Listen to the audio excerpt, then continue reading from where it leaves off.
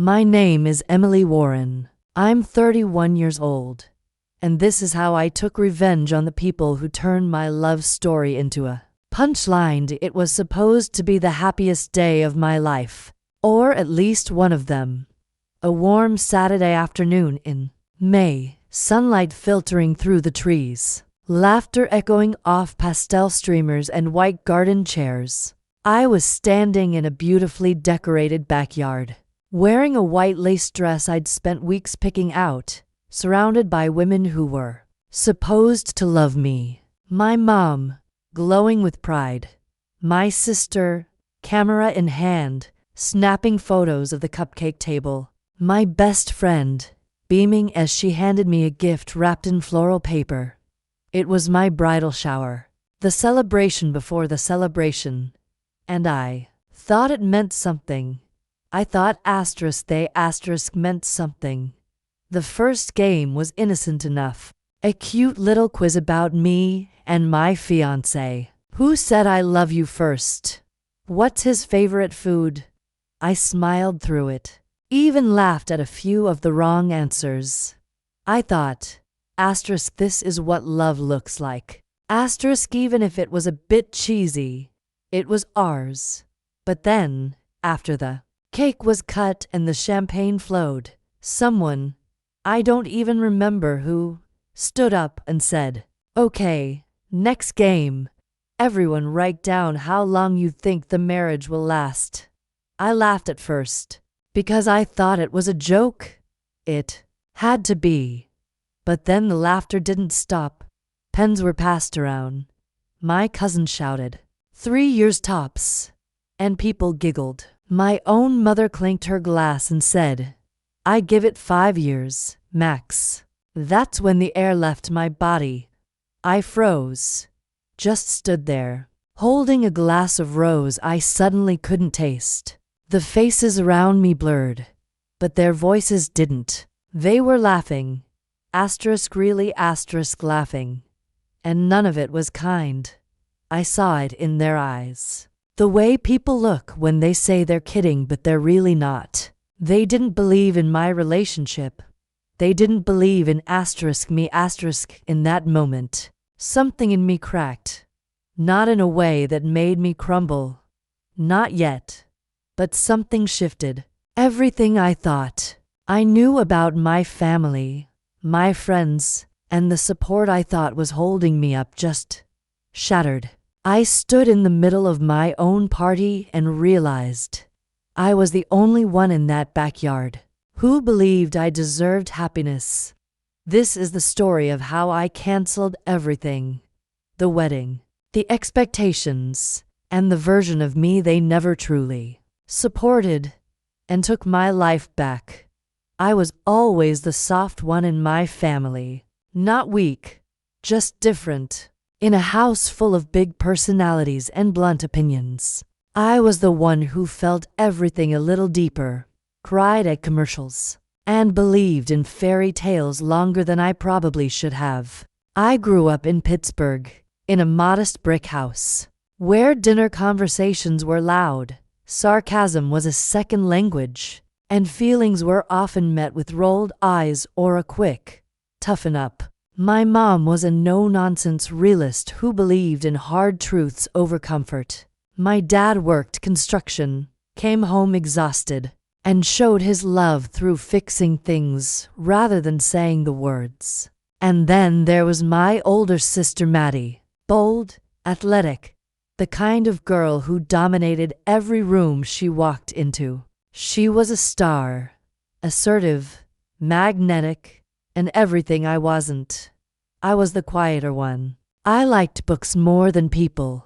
I spent weekends curled up with journals instead of going to parties. I wrote stories about love before I even had my first kiss. My idea of rebellion was getting a library card before my parents thought I needed one. And for that, my family teased me endlessly. They called me too sensitive, too trusting, too soft for this world. It was always said with a laugh, like it was endearing. But underneath, I knew they didn't see me as capable. I was the fragile one, the emotional one, the one who needed protecting or pitying, never the one who was right. Then I met Ryan. He was calm, kind, steady, the kind of man who remembered birthdays, held doors without a second thought, and always asked how I was really feeling, and waited for the real answer. He didn't tease me for crying during movies or dreaming out loud about a cozy future. He encouraged it. Where my family made me feel like a burden, Ryan made me feel safe.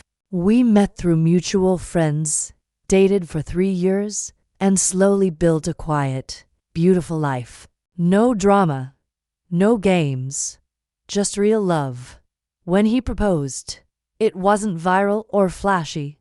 No audience, no fireworks, just him, on our front porch at sunset, holding a ring he'd saved for piece by piece. He asked me to marry him with a voice full of love and eyes full of tears. I said yes before he even finished the sentence. I was over the moon, and I thought my family would be too. But from the very beginning, they didn't take him seriously. He's too quiet, my sister said. Kind of boring, don't you think? My mom wasn't subtle either. Does he even have a real job? She asked at Thanksgiving, in front of everyone. Ryan worked in IT, paid his bills, and loved his work. But it wasn't impressive enough for them. Nothing about him was. He wasn't loud, or flashy, or traditionally alpha. He was thoughtful, measured, gentle, and they saw that as weakness. When I tried to defend him, my mom just gave me this pitying look and said, "Emily, you're settling because you're afraid to be alone." It stung deeply, but I told myself it would pass. That once they saw how consistent he was, how much he cared for me, they'd come around. That when they saw him wipe away my tears after a rough day, or bring me tea when I couldn't sleep, they'd finally understand the quiet kind of love I'd waited my whole life for. Instead, they just masked the mockery better. They stopped being overt, but I could feel the judgment humming underneath every comment. My sister would make sarcastic remarks about how lucky I was to find someone so stable. My mom would tell people she was just being realistic when she raised concerns about the wedding. At family gatherings, they'd ask me about the guest list or my dress, but never about how I was feeling. Their support was performative, smiles for photos, but eye rolls behind my back. I wanted to believe they loved me enough to try, to at least pretend they respected the man I'd chosen. But deep down, I knew the truth. They didn't believe I knew what love looked like. They didn't trust my choice, because they didn't see me as someone capable of choosing well. And no matter how loudly I tried to prove them wrong, they were never really listening. The bridal shower was supposed to be small and sweet. Just the women closest to me, a few family members, some friends, my mom and Maddie.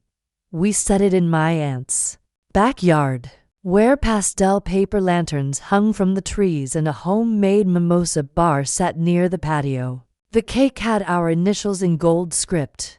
Someone brought flowers. For a moment, it looked like something out of a Pinterest board. I remember thinking, maybe this will be okay. Maybe they're trying. Ryan's mom couldn't come. She was recovering from knee surgery, and her absence made the day feel a little emptier. She always made me feel safe, seen. Without her, I felt like I was walking into a room with no cover. But I smiled anyway. I kept telling myself this was normal. This was family. A little teasing. A few offhand comments. Not everyone gets a picture-perfect celebration. I could handle it. We played some harmless games first. Bridal trivia. Who knows the couple best? I laughed, posed for photos, opened a few gifts. I even started to relax. Maybe I'd misjudged them. Maybe today really could be about joy. Then my cousin Jessica stood up, holding a little white basket and smiling like she'd thought of something hilarious. Okay, she said, her voice bright. Next game. Write down how long you think the marriage will last. I blinked, confused. I thought she was joking. But people started laughing, passing around pens and paper slips like it was the most natural thing in the world. Someone, maybe my mom's friend Trish, called out, "Does annulment count?" Laughter. Another voice, probably my aunt's, added, "She'll be back in her old bedroom by Christmas." That's when I froze. I just stood there, holding a plastic flute of champagne in one hand, watching my bridal shower turn into a roast. I kept waiting for someone to stop it, to say, "Okay, that's too far." I looked toward my mom, hoping to see a flicker of outrage on her face. Instead, she was laughing. Maddie rolled her eyes at my expression and said, "Come on, Em. It's just a game. Lighten up." But it wasn't a game to me. It was humiliation dressed up as humor. A public betrayal buried in pastel decorations. A message, clear as day. We don't believe in this marriage. We don't believe in you. No one said it outright. No one had to. It was written on every slip of paper being dropped in that basket, on every smirk, every raised eyebrow. It was in the way no one flinched when I didn't laugh along. I felt small, like I'd shrunk 3 inches in my own skin. I could hear the blood pounding in my ears. It wasn't just the insult. It was the confirmation that everything I'd been trying to deny for months, their disapproval, their dismissal of Ryan, their belief that I was making a mistake, it was all true. They didn't respect my decision. Worse, they didn't respect me. I wanted to scream, to rip the basket in half, to say something, anything, that would make them see how cruel they were being. But the words didn't come. I stood there, swallowed by the silence between their laughs and my pain. I looked around and realized how utterly alone I felt. In a backyard full of people who were supposed to love me, and in that moment, something inside me snapped. It wasn't rage, exactly. It was quieter than that. Cold, clean, like a string had been cut. I stopped pretending, stopped hoping they'd change, stopped shrinking myself to keep the peace. I smiled, not out of joy, but clarity, because I finally understood. I wasn't going to be the girl who begged for validation anymore. I was going to be the woman who took her life back. That night, I sat cross-legged on the living room floor of our apartment, surrounded by unopened gifts and torn tissue paper. The scent of vanilla candles from the shower still clung to the ribbons. My mascara was smeared from hours of crying, and my dress, the one I'd picked out so carefully, was bunched at my waist, forgotten. I stared at the pile of boxes and cards, and for the first time since I got engaged, I didn't feel like a bride. I felt like a joke. Ryan came home from dropping off dinner with his mom. He took one look at me, sat down beside me on the floor, and didn't ask what was wrong.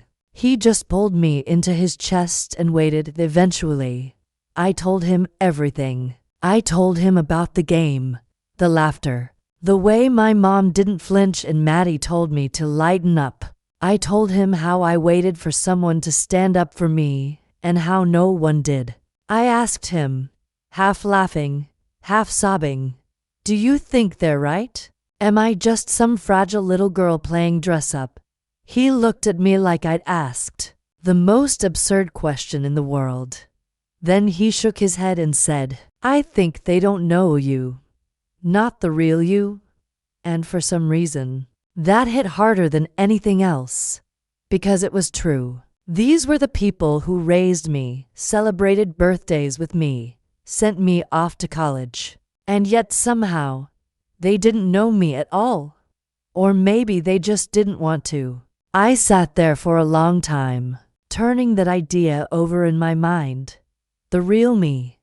When had I ever shown her to them? I started retracing every memory, every time I'd bitten my tongue to avoid conflict, every cruel joke I'd pretended was funny, every time I'd tried to smooth things over. Keep the peace, be the good daughter. I remembered Maddie. On the night I called to say I was engaged, saying, let's see if you can handle a real marriage. You're so emotional. You'll probably file for divorce after the first fight. I remembered my mom pulling me aside after the engagement dinner, telling me I needed to keep it together and not cry so much in public.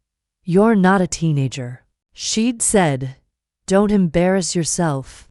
Even Laura, my best friend, since sophomore year of college, the one who helped plan the shower, who knew how much this marriage meant to me, texted me later that night and said, sorry if you were upset today. Everyone was just having fun. Everyone. Except me, and the more I thought about it, the more I realized that this had been the pattern all along. I had surrounded myself with people who didn't really respect me. They just tolerated me when I made them comfortable. They liked me quiet, agreeable, smiling. As soon as I asked for more respect, more space, more honesty, they laughed. Or worse, they got mean. I was about to walk into a marriage I believed in with my whole heart. I had chosen Ryan because he was the first person who saw me and never asked me to shrink. But I was bringing that marriage into a community of people who didn't believe in it, who didn't believe in me, and I didn't want their voices anywhere near my vows. That's when the idea started to form, quietly, like a flicker in the back of my mind at first. It was just a question. What if I didn't go through with it? Not the marriage. The wedding, what if I took back the whole show? The dresses, the venue, the dinner, the speeches. What if I made space for something else, something cleaner, something honest? I could feel my heart racing as the thought settled deeper. It didn't feel like fear. It felt like clarity, because I realized something else, too. I wasn't afraid of marriage. I wasn't even afraid of being alone. What I was afraid of, what I'd always been afraid of, was being mocked, misunderstood, misrepresented, and I had allowed that fear to dictate every interaction with my family. But what if I stopped? What if my vows didn't happen in front of people who laughed at me, but in front of people who loved me, even if that meant fewer seats, fewer gifts, fewer smiles for the camera? What if I didn't let them have this moment? It wasn't just about a wedding anymore. It was about reclaiming something they thought they had the right to laugh at. My love, my choices, my future. I looked over at Ryan, who hadn't said a word since his quiet affirmation earlier. He was reading a card one of my aunts had written. He looked up and met my eyes, and in that silence, I felt it. He'd follow me anywhere. He didn't need the party, the photos, the applause. He just wanted me. All of me, so I whispered, I think I want to cancel the wedding. He blinked, then nodded once. Okay, not. Are you sure? Not. What will people think? Just, okay.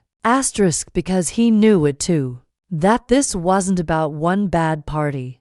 This was about all the parties I'd smiled through. All the years I'd performed a version of myself to stay loved, included, accepted. And for the first time in my life, I didn't want to perform anymore. I canceled the wedding. Not the relationship. Never the relationship. But the whole show around it. The dress fittings, the carefully arranged seating chart, the floral centerpieces. The DJ who wanted a do not playlist longer than the playlist itself. The rented ballroom with its mirrored walls. The choreographed first dance I'd secretly dreaded. The guest list that read more like a census of people I'd spent my life trying to impress. And who, when given the chance, made a game out of my future. I called the venue and told them we wouldn't be coming. I called the caterer, the photographer, the makeup artist, the planner. I knew I'd lose deposits, and I didn't care.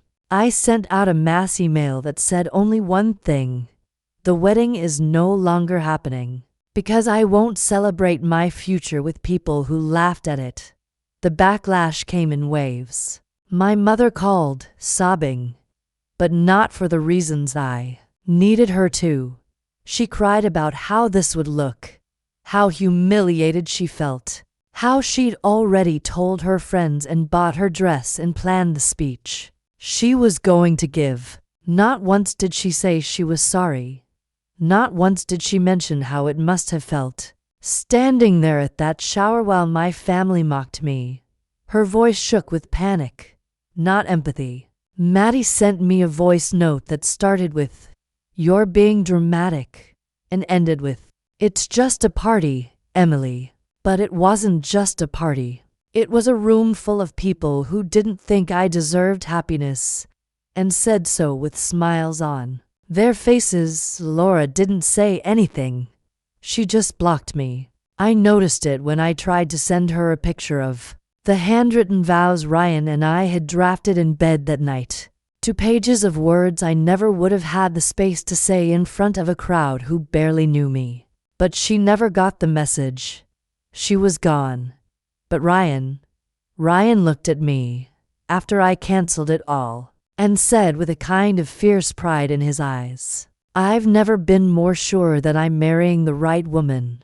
So we drove north, to a little town in Vermont with snow on the windowsills and pine trees bent with silence. We stayed in a tiny cabin with no Wi-Fi and a fireplace that crackled through the night. We wrote our vows in the morning and read them to each other in boots and coats and gloves, under a gray sky and bare trees. There was no photographer, no bridesmaids, no bouquet toss.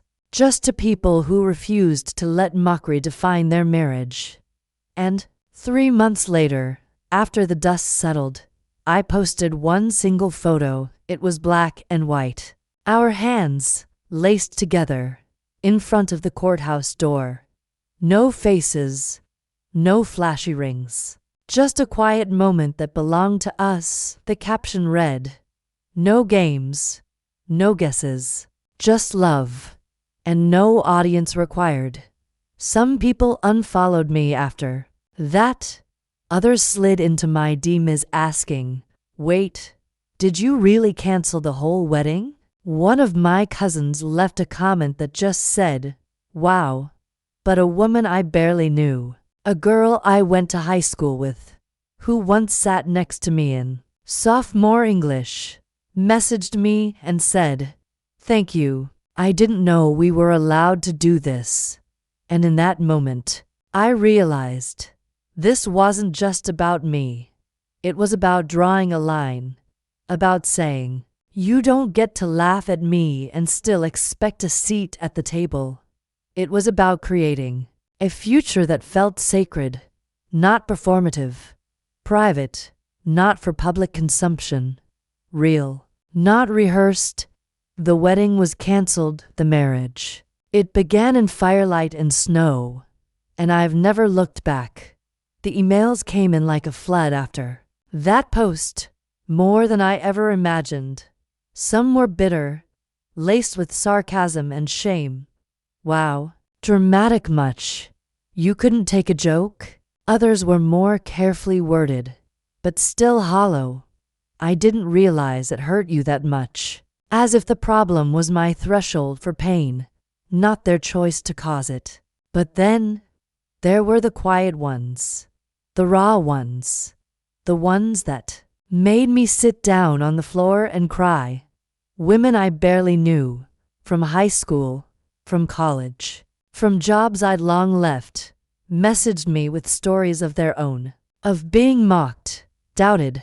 Dismissed. One woman said her fiance's family treated her like a placeholder. Another said her maid of honor laughed when she cried at her own rehearsal dinner. And one line kept repeating, in different forms, different voices, "You gave me permission to say no." That was the part I hadn't expected. That my private moment of pain and refusal would spark something in other people. That by choosing to protect myself, I might be holding a door open for someone else. I started writing about it. Not just the bridal shower, but everything that moment represented. What it feels like to be the too sensitive daughter in a family of steel. What it means to be soft in a world that praises sharpness. What it costs to draw emotional boundaries, especially when the people crossing them share your last name. I wrote one essay and posted it on a blog I hadn't touched in years. I didn't expect anyone to notice. But they did. A small online magazine picked it up and republished it. Then a relationship podcast invited me to speak about emotional boundaries before marriage. Then a therapist on Instagram shared one of my quotes. And slowly, this painful, humiliating story started turning into something else. Something useful. Something honest. Something bigger than me. I wasn't just the woman who canceled her wedding anymore. I became the voice I once needed. The voice that says, you don't owe your life to people who don't respect it. The voice that says, if they mock your joy, they don't deserve front row seats to it. The voice that says, you are allowed to love gently, fiercely, and unapologetically. And you are allowed to protect that love with fire if you have to. I started speaking at events, writing more, saying what I had always been afraid to say, out loud. That family isn't always safe. That love deserves defense. That peace isn't passive. It's a choice, one you fight for. And slowly, I stopped feeling like the broken girl from the bridal shower. I started feeling like a woman who had survived it and alchemized it, who took the cruelest game ever played and turned it into her origin story. Not because it didn't hurt, but because I refused to let the hurt win. People still ask me, do you regret canceling the wedding? They say it with curiosity, sometimes judgment, sometimes pity, like they're looking for the scar I should have carried from such a dramatic decision. But I don't flinch when they ask, because the truth is simple.